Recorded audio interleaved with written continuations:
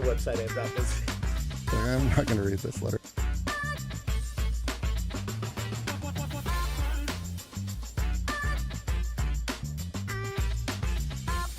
Hello. Hello. Yeah. We're back. We're good.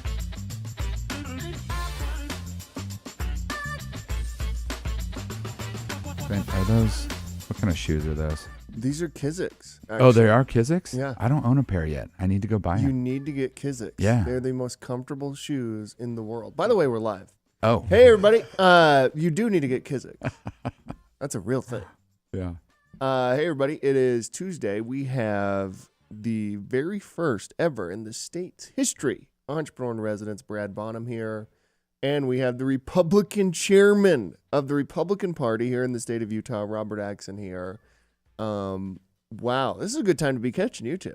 Heck yeah. It's good to be with you. Yeah, Good we're to happy be to be with here. you. Yeah. All right, so we have a lot to talk about, given that the convention is all anybody's talking about after what happened.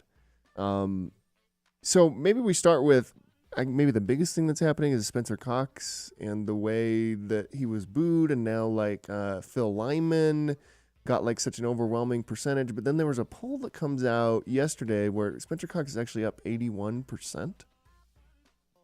And then obviously there's a lot of talk, as there has been for many years, about the convention system and how the results are so, sometimes wildly different than what the primary results are. So I don't have a question there. Just go ahead and talk about that. Yeah, we'll riff off that. So first off, thanks for the invitation. Always good to be with you, Clint and Garrett. The key thing that I think is important for all of us to realize and to think about when we're dealing with politics, and especially campaign season, is that we as the voters need to be the center of attention, right? This is our opportunity to make our decisions. We get to look at what we like about all of the issues, what we like about the candidates, what we like about the different parties, and we should lean into that. And so I think we shouldn't shy away or be afraid of uncomfortable conversations as long as we're doing it appropriately.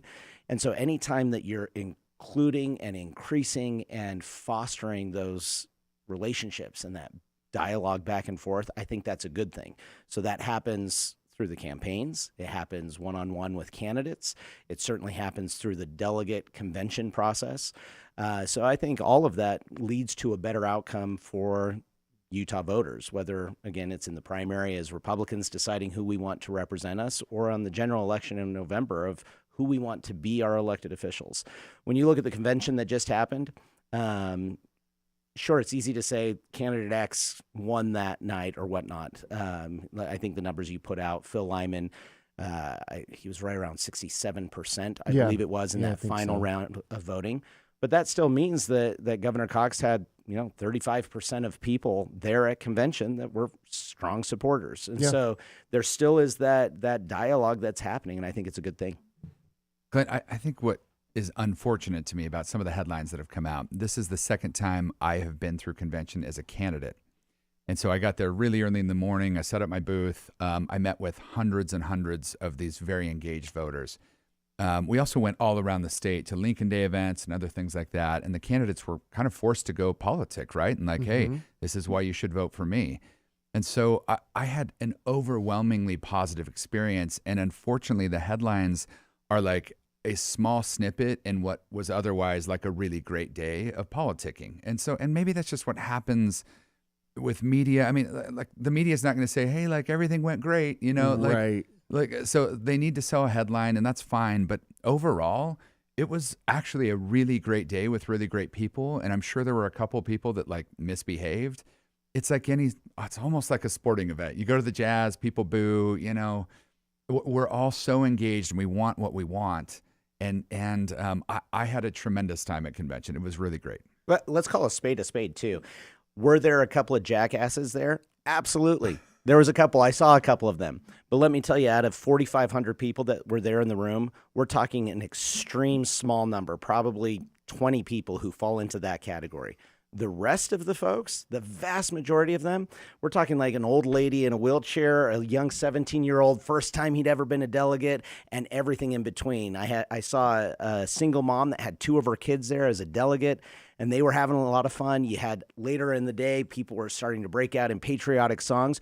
Really what it was is it was Utahns from every single neighborhood around all 29 counties who had been elected at caucus night to represent their community. So you had every walk of life there. And it was a bunch of people leaning into that process, believing in what America can be, where we kind of get to fight for what we believe in. Which is pretty beautiful, right? The whole concept that these are your neighbors out there representing you in a caucus system is kind of beautiful. Absolutely. Right? Yep. I really like that aspect of it. And you're absolutely right. I mean, how many events have I held where we end up on the front page of the Trib or the Deseret News where like they're like, this happened at Summit and this is all that happened at Summit. Well, I don't even remember that. Like, what's going on? I got to like clean that up now. And like, that's how you're going to define our event. So I totally understand that. In fact, there was one reporter, I can't remember her name, from the Deseret News, who said there was white supremacy and misogyny. And then like people were like, At a Silicon Slopes event? No, actually yours. Probably ours too. Probably ours too. Probably ours too. To be clear, that's probably ours too. Yeah. And then people were like, so what does that mean? And there was no follow-up. no explanation. Yeah. Exactly. So it's like, so that didn't happen. Yeah. So what do you want us to do?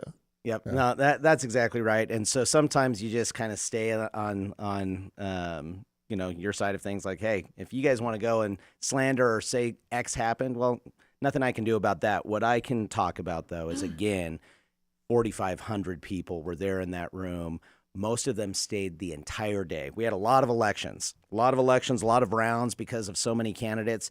It made for a very long day, and yet most of the people stayed and stayed respectful, stayed engaged.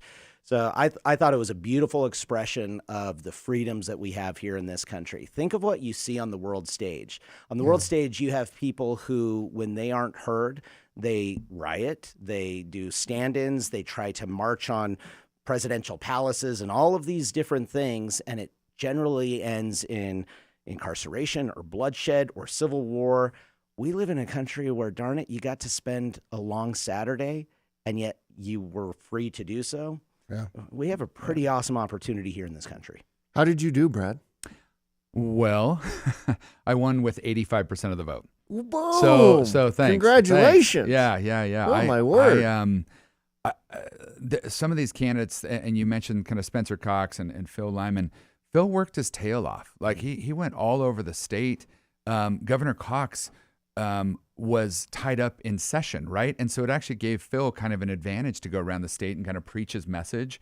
Governor Cox has the disadvantage of being a sitting governor, having to go to the legislative session. He couldn't raise money then, and then he also couldn't raise money the 20 days after the legislative session. And so Phil took advantage of that. And so I'm not sure why. Look, he went to every single county in every single state, to every single event, and he's like, I'm Phil Lyman, and here's why you should vote for me. So I don't know that convention was actually all that surprising, given that Governor Cox was kind of hamstrung from his ability to campaign. And Phil was out there at every single event. And I was at most of those events. Rob was at every single one.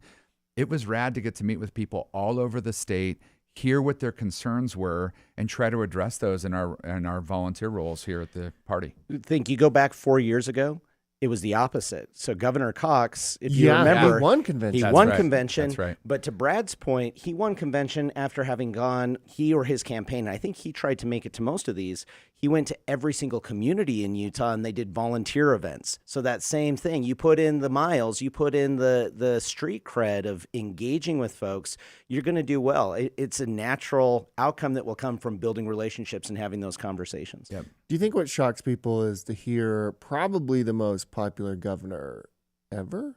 I mean, if it's at 81%, I mean, who's more popular than him? He's got, last I read, he was at a 70% approval rating amongst likely Republican primary voters. Okay. So historically, though, our Republican sitting governors have enjoyed a great deal of support. Herbert was around there. He was right around that same Yeah, I was going to exact say, mark. Herbert was around there. Yep. But I think what's shocking is like to hear boos of somebody who's like that popular. Yeah, right? I think what But also, we have who to, cares? Yeah, Let's just be clear about that. But I think we have to understand there is a level of frustration, obviously, right? Yeah. Like you look at the Donald Trumps of the world. He is a New York billionaire that has tapped in to a level of frustration that should not be ignored. I mean, more than half the country thinks that he should be the next president, according to the latest polls. In what world are we living where a billionaire from New York is tapping into the level of frustration that exists in mainstream America? Like, it's a unique political landscape right now. Yeah, it really is. The fact that he's kind of the voice of the middle class and the people is fascinating. In fact, I mean, a very rich New Yorker called Teddy Roosevelt did it too back in the day. Yeah, sure did. Very true. You guys mentioned this, glossed over it, but I want to draw attention to it. Both of you are volunteers, right? This is a volunteer position. I don't know what the upside is. We were talking a little bit before. We're still trying to figure that out. But you're both put in a lot of hours, sometimes like a full-time job in addition to your other responsibilities in life. And there's a lot of folks that do this for love and patriotism. Talk a little bit about why you guys just keep running into these uppercuts of like the free volunteer work. And what was it like to organize this big event? Yeah, so the free volunteer work, I mean, to your point, there's some days I'll come home from a bunch of meetings and my wife, kind of tongue-in-cheek and very supportive, will say, so which of these meetings did we get paid for today? And sometimes it's like, oh, 3 of them. And other times it's like, you know what? This was a blessings in heaven day. I'm of the opinion you can be on the sidelines, and sometimes that's certainly the more comfortable place for all of us to be. You'll look at politics or whatnot, and you think, it's just kind of so angry, it's so divisive. But if you're on the sidelines, then you're just being acted upon. You don't have any say in what's going to come out of the conversations. And so if you don't like where things are going, you kind of lose your right to complain about it as sincerely, in my opinion. But more importantly, I don't want to be somebody who's just after the fact complaining. I want to do everything in my power now to make sure that Utah stays the Utah that I love and am lucky enough to live in, that my community is thriving, and most importantly, that my kids, my family, are continuing to grow up and have the opportunities that I was so grateful to have growing up as well. Yep. So you look at the volunteer aspect of this, it's a privilege. And all of these delegates, volunteers, even the candidates, you don't get paid until you become an elected official. Yeah. They're volunteers. Brad, as the national committeeman for the Republican Party, which he was just reelected to with that 84% and has been killing it. 84.9, I think. We'll call that 85%. We'll round it up. Let's round it up. I mean, heck, it's close to 100. So, I mean, volunteer position, party chair, volunteer position, but it's one of those, like, you throw it all out there. And then that gives you the pieces, that gives you the relationships, that gives you the ideas, the experience necessary to then hopefully affect good change. Yeah. So to anybody who's on the sideline right now, come and join us. There's a lot of good free work that you can do, but as a volunteer, we can do some pretty cool stuff for Utah. No, and in fact, I would agree with that entirely. We need more people involved. Like, I think part of the problem, and this is what's frustrating to me, when the headline is, oh, the convention was nothing but people booing and yelling and whatever, that is not the case. I was there for 17 hours that day. Those people were anxiously engaged in wanting a better outcome for themselves and their communities, and that's literally why I volunteer for this role. Like, I want the best for the state of Utah. I can't sit on the sidelines and just let stuff happen to us. And so if I can lend whatever small skill set that I have to hopefully make Utah a better place and have an impact, that's what I want to do. Yeah. You know, it's interesting. We talk a lot about the disconnect between the convention system and the primary. We don't talk enough about the disconnect between what actually happens and what the media says happens, right? And I think we're getting more and more distrustful, and they're losing more and more of their power. I don't know if you've noticed this. Like, sure, they say all that, but it actually doesn't matter at all anymore. Totally. It's kind of crazy. Think about this. You go from, even when we were young, like Walter Cronkite was already off the air by the time I was around, but his reputation was still there. I remember my grandparents, my parents talking about, oh yeah, you trust Walter Cronkite. Well, then the people that we had Peter Jennings, Tom Brokaw, and Dan Rather. Those were like the 3 trusted voices in the 80s when I was growing up, when we were all growing up, right?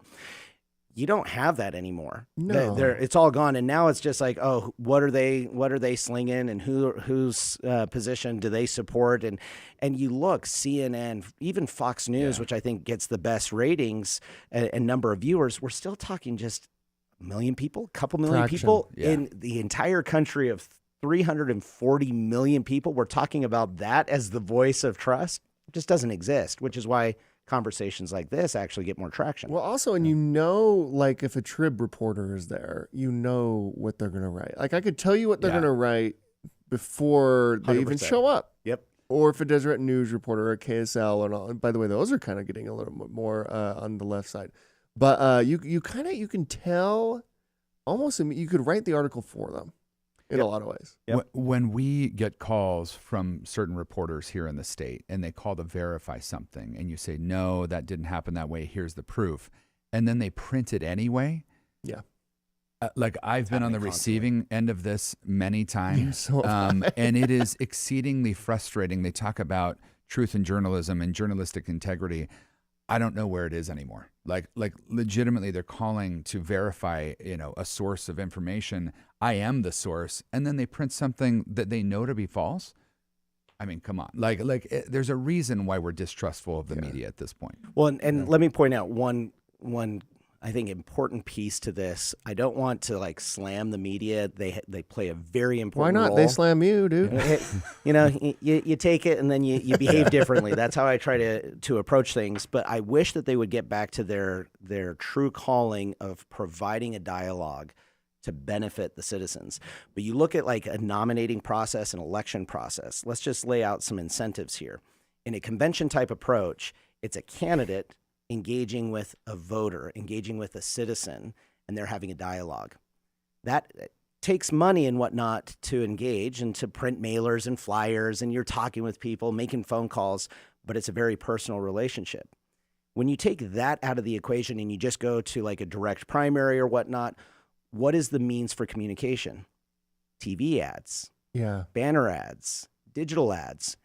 That creates a very interesting dynamic when a news reporter is trying to report on the benefits of a convention system or the benefits of a direct primary. Yep. Well, if they advocate for the direct primary, that helps their bottom line. They get to sell more ads. And so it's interesting when they claim to just be reporting on the process. That's interesting. They have an incentive to claim that the one is better because they make millions of dollars on TV ads, banner ads, digital ads, advertising through their platforms.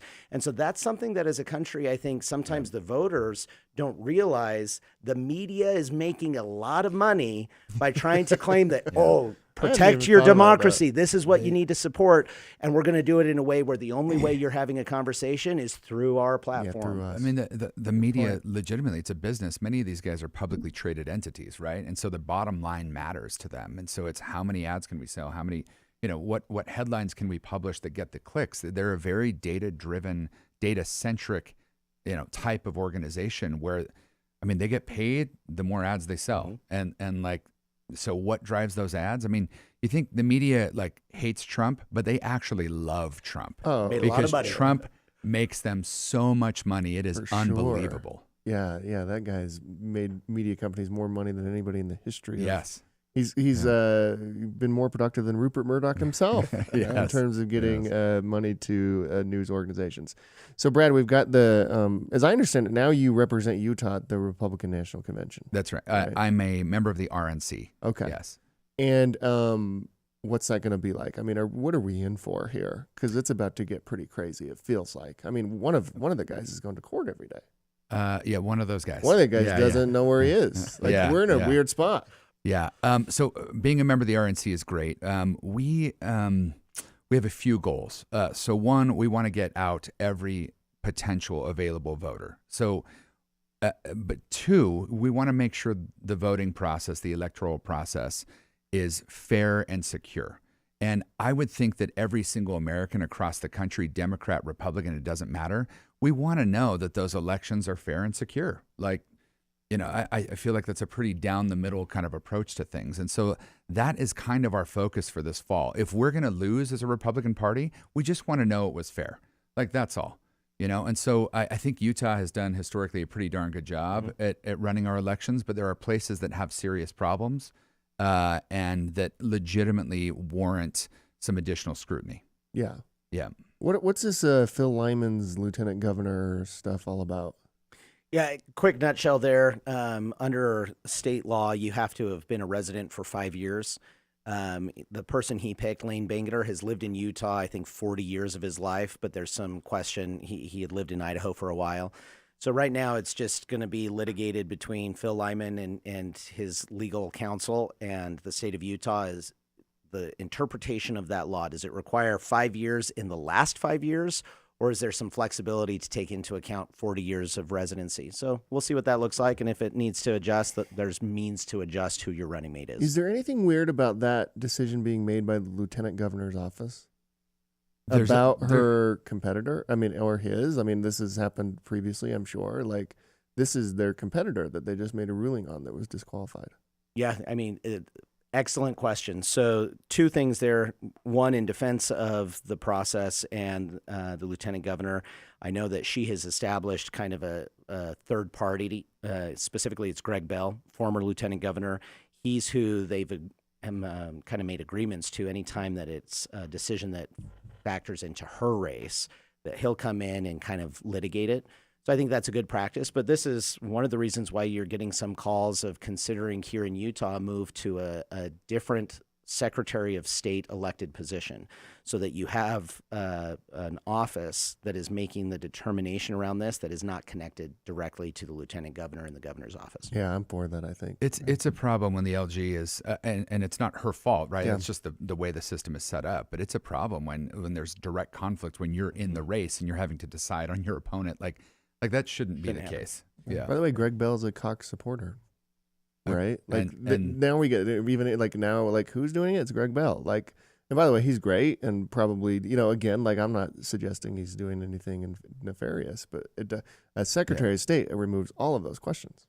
So same incentives that we had with the media. Yeah. Like, Yeah. do you have a conflict there where you have a preference and then you have the execution of what you're trying to do? My guess, though, is this is litigated and it winds up in a Yeah. court somewhere, and then we do have like a third-party judge kind of they'll make making the the decision. Now That is would be my he guess. a descendant of the old Bangeter governor? I think they are. There's a relation there, I believe. It's a good name. Yeah. It's a good name in the state of Utah. Yeah. Yeah. Can we do some reading rainbow on can. politics real quick? Two reading rainbow questions. So one is you want to be a senator for the state of Utah. You've got to file the paperwork by a certain date. And then there's two paths, right? Mhm. You can get a ton of signatures that are verified and all of that, or you can win at convention. Is that correct? Yep. Okay. Yep. Exactly. Two paths to that primary ballot. Okay. And second reading rainbow question is if you want to cast your vote in Utah, you can do it by mail. Or in the old-fashioned way, you can go and present your identification and cast your ballot. Which of those do you prefer, y'all? So I prefer in-person casting. I know that the mail-in ballots are very convenient, and that's why it's so popular. Like a lot of people like the convenience.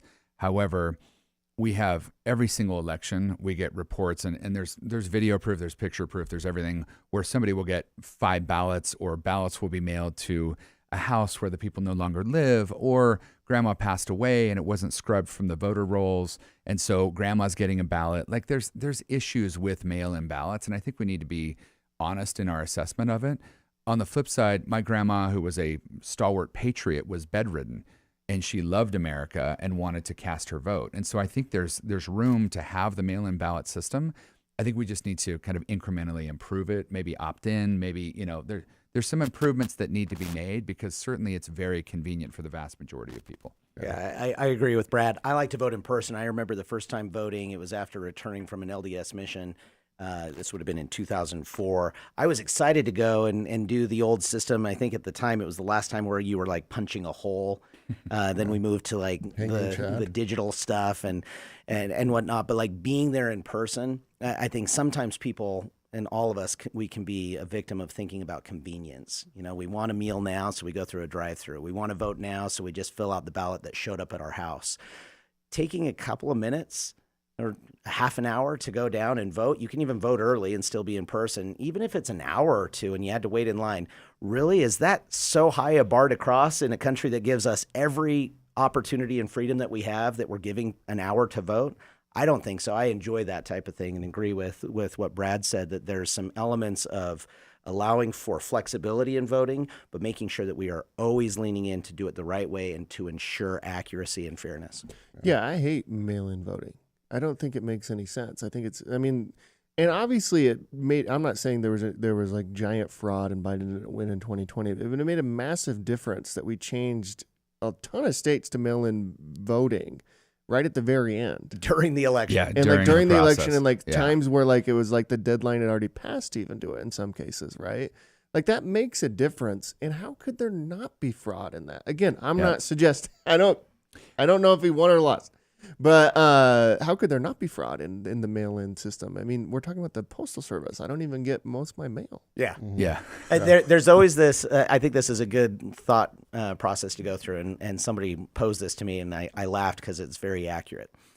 Would you trust the post office enough to put $100 in an envelope and send it back to yourself? No. I wouldn't. No. But we're trusting the post office enough to put our vote in there and to put it into the mailbox. The problem is once convenience is offered to somebody, it's really hard to go back. Yeah. And so now, like mail-in ballot, at least in Utah, I highly doubt is going away. Like it's very popular because it's so convenient, but also we do need to make some improvements. And so I think we're going to continue working on that, just making sure that it's the best, most secure form that it can possibly be, with those ballots. Yeah. Personally, I think even get rid of the digital systems when in the in-person voting and go back to where you fill in the hole. Yeah. That's got to be the most accurate way to do things. Show your ID. Make Election Day a holiday so nobody has to work. Yeah, that actually would be awesome. Right? And everybody goes in person, and then, you kind of decide who wins the thing. It is kind of weird that nowadays we don't know who won until 3 or 4 days later. And how do we not at least ask questions about that? Yeah. Or why are we not allowed to at least ask I'm questions? glad that you are asking these questions, Clint. This Thanks, is fantastic. Well, I'm never running for anything. And so, Because we've all seen, and I've been in countries where the election, you dip your finger in. Purple finger. And you can chop that off if you want to vote again, but it stays there for many days. It just seems kind of weird that the most advanced country in the world is still kind of grappling with this. Yep. The entrepreneur and residents of the state of Utah could theoretically make that the voting day a national holiday, right? That's under your purview. I don't know if I have that much power as the volunteer entrepreneur in residence for the state, but you should put out a decree and see if it works. just decree it from my official office as EIR. I might get a call from some people. Just put it on your letterhead. Let's see what happens. Get some signatures. You got 4 signatures here. That's exactly right. Start. Yeah. That would honestly would be awesome though. And many other countries, even developing countries, you mentioned that. I mean, literally, you have to give them your fingerprint and present an ID to vote. It is very secure that way. You asked about my RNC, process and what we're trying to accomplish at the RNC. We just want people in those rooms where, so that we can verify that things are done properly. That's all. It's not even, we're not trying to commit fraud on our side. We just don't want fraud committed at all. Let's get fraud out of the system. Let's lose fairly. And win fairly. Yes, that's it. Yeah, that seems fair. Yeah. I'm always interested in the, both parties and both people, and I guess it's admirable we want everyone to vote. Let's get out the vote or die, get out the vote. But you guys have probably been in, events where there's a table of 12 and somebody's talking to you about their beliefs and, maybe not, but I have where I'm like, it'd be sweet if you don't ever vote. Yep. And they're probably thinking the same thing about me. It's I hope you don't vote. Yep. Yeah. Certainly some truth to that. Certainly all some right, truth. as long as we all kind of think it every once in a while. Yeah. Tell us about the entrepreneur in residence, though, because you're the first ever to do that. It's been kind of one of the highlights of my life. So a year and I guess it was January of last year. So it's been about 15 months. I had built a business here, almost at the point of the mountain, part of the Silicon Slopes community. We were, e-com sellers of furniture. We just turned into a really, big business for Utah standards. An incredible company. Thanks. Walker thanks. Edison. Yeah, incredible thanks. Company. I started that as a college student. I from zero to a 10-figure exit, and I worked with some incredible people the entire time. So I exited. And Spencer Cox knew that I was on the Governor's Office of Economic Development Board that Governor Herbert had appointed me to. He knew I was very engaged and wanted to have an impact in the community. He said, "Hey, Brad, I have this idea." And so he actually called me in and he said, hey, it's called the Entrepreneur in Residence role. I want Utah to be the startup capital of the world. And one, I already thought it was, but two, how do we make that like official, And so I immediately set up 20 town halls with entrepreneurs, both small, we're talking like hairdressers all the way up to multi-billion-dollar businesses with thousands of employees. And we all sat around the table. And what I think we get wrong as citizens of the United States, I think we go to work and we pay these taxes and we're like, okay, we need to support the government in their efforts. The government is by the people and for the people. Like they should be supporting us in everything that we do. And so my question to everybody as I sit around the table is, what can our government do better for you as a small business owner? And I just listened, asked follow-up questions. And so I came away with this list of things that we need to do better. And one of those was real low-hanging fruit. It was like, hey, I don't know where to go, from a government perspective to get the information I need to either start my business, register my business, ideate, like come up with my business plan, connect with capital providers. Like it's all over the place. And so I went back to the government and I started asking questions, right? Like this is my first attempt at pulling back the curtain. And I'm like, where do they go for this? And there was like 11 different websites that the government is running that you would have to know, how to find and how to visit. And even on our own website, I was asking questions, and the people that were administering parts of the website, they're like, oh, I don't know. We'll have to find that out. I'm like, look, if you guys are running the website and you don't know where to find it, that means, a startup entrepreneur probably isn't going to be able to do it. And so consolidating all of that information into startup.utah.gov that we just launched at the Governor's Economic Summit 2 weeks ago, that should, and certainly it's still, nascent, but it should have many of the resources consolidated into one place that will allow entrepreneurs to have their hand held through the entire process. Most businesses do not fall in the Silicon Slopes VC-backed, more sophisticated. Most businesses don't have access to attorneys and legal counsel. Most businesses are just trying to do it themselves and get it done. And so how can we make that as easy as possible, that process? And then we've got this whole roadmap of other things that we're going to be working on. But that was step one, is like, let's make this, the state of Utah, the startup capital of the entire world. I love it. I love the branding of it. I love everything about it because I've got thousands of emails in my inbox of people asking questions like, where can I find this? Or is this what you guys do? Or, that's EDC Utah, or that's GoEd. Or, so kudos to you guys for simplifying it and making it very digestible. Thanks. That's the way it should be. Yeah, I'm excited about, and we're already seeing some really great traction come from it. That's awesome. What was it like to have Trump weigh in at the convention last minute? Not surprising coming from Trump. I think anybody who claims to know what Trump's going to do at any one moment, maybe even including Trump, is not accurate. He seems to be one who relies on his gut and his experience and certainly has his priorities. But anytime that you see Trump come in and engage on something, you just kind of smile. And it's like, oh, well, I guess that's Trump being Trump. And it certainly bears a lot of weight. He's earned the right to be listened to. I think if Utahns look at the 4 years they experienced under a Trump presidency versus the last 3.5 years, for me, the difference between those two is so stark that, politics aside, if I was just judging based off of like the comfort level of my family and the outcomes and the confidence I had in the economy and the world stage and geopolitical issues like potential wars, I'll take the Trump years any day of the week over what we've had the last 3.5. Yeah, Brad, back to like what you were saying, there is this interesting thing where we think like, hey, the rich should pay far more in taxes. Everybody should be, let's everybody pitch in to this thing, which is the government, which has a monopoly on one thing, which is weapons. Like they can put a gun to our head and make sure that we, right? Yep. And like, how are they going to spend this money? We never talk about it. It's like, we want Elon to give all of his money. Okay. Does that all just go to Ukraine? Like, where does that go? Like, tell us where it goes. They're not money allocators. Well, Elon's a money allocator. I want him to keep all of his money. And the most recent thing was Biden proposing, I think it was a 40+% capital gains tax.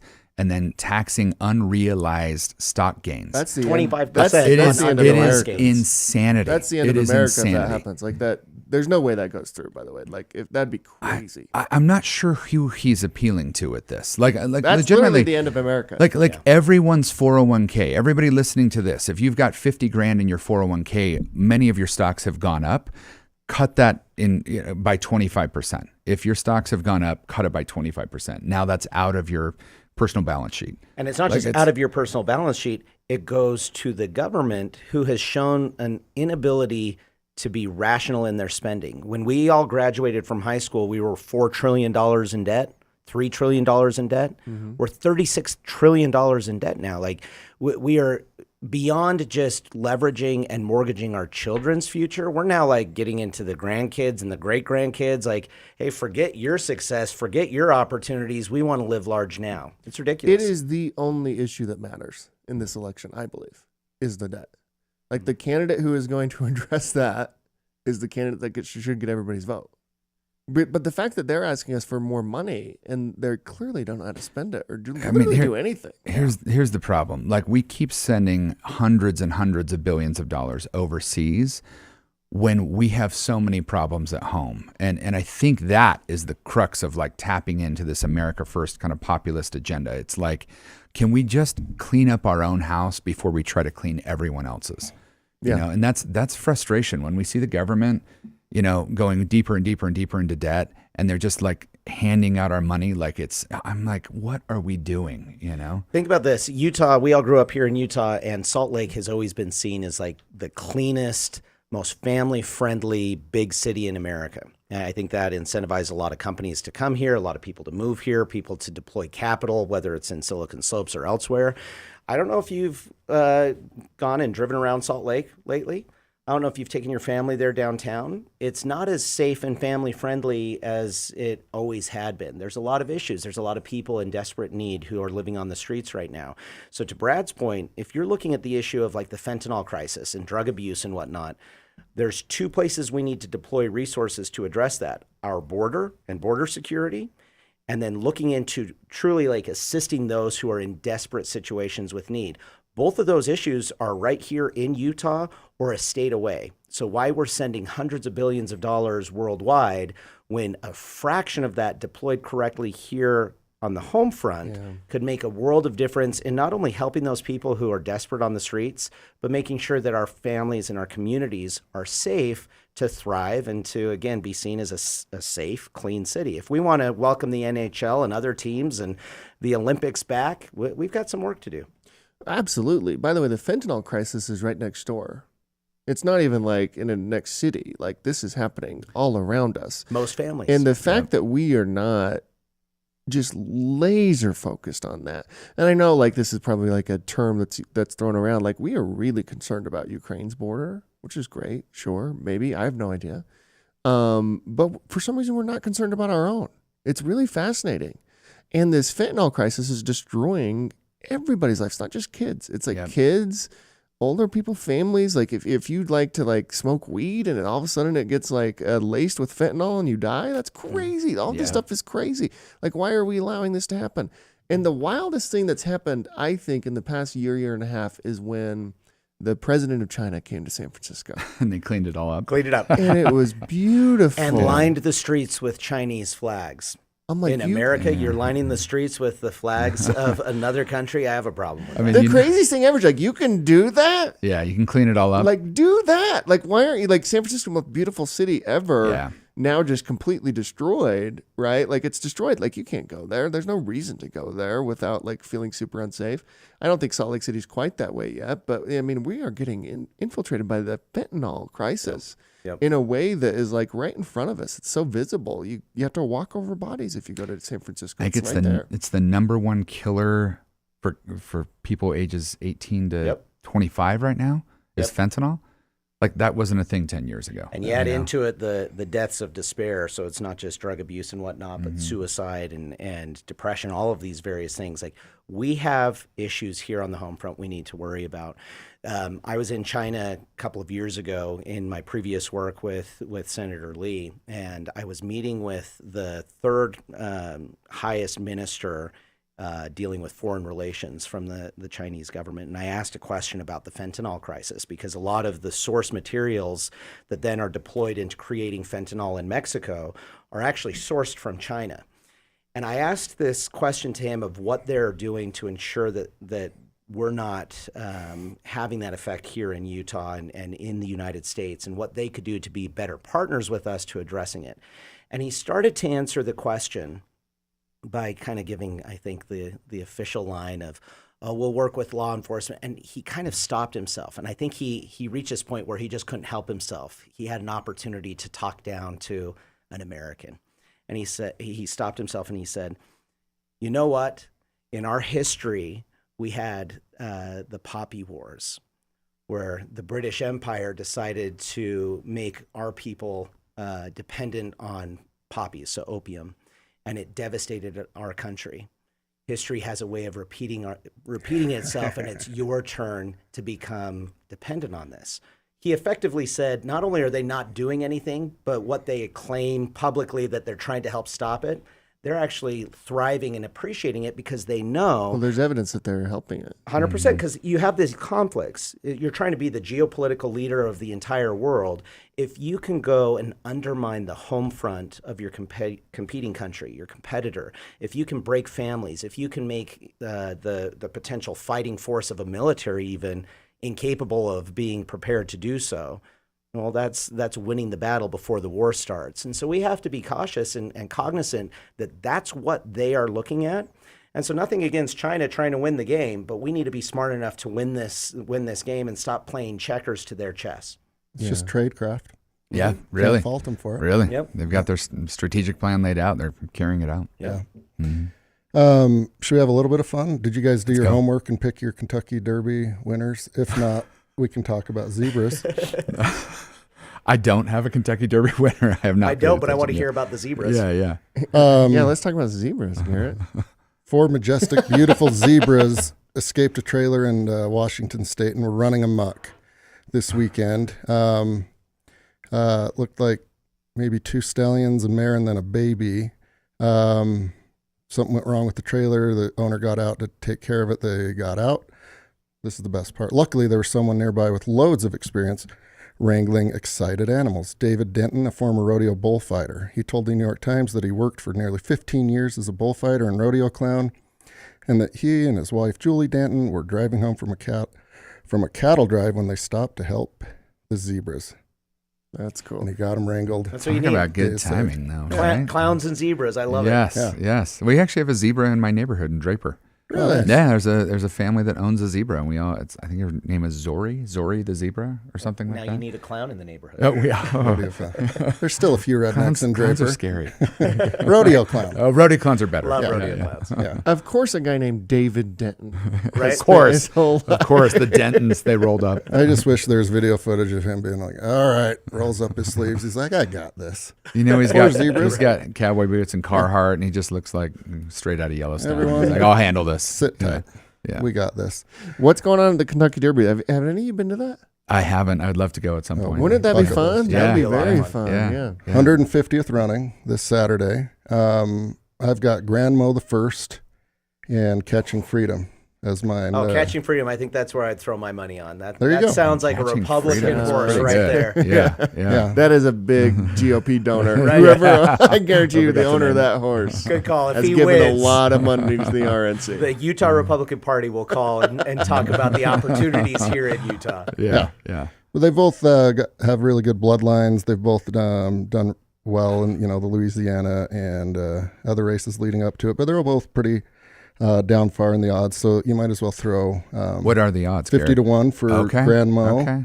and it looks like 30 to 1 for Catching Freedom. So Who was the last Triple Crown winner a couple years ago? I feel like they started with those similar odds. Like it was like kind of a long shot, and then they just crushed it. There's the California. What was his name?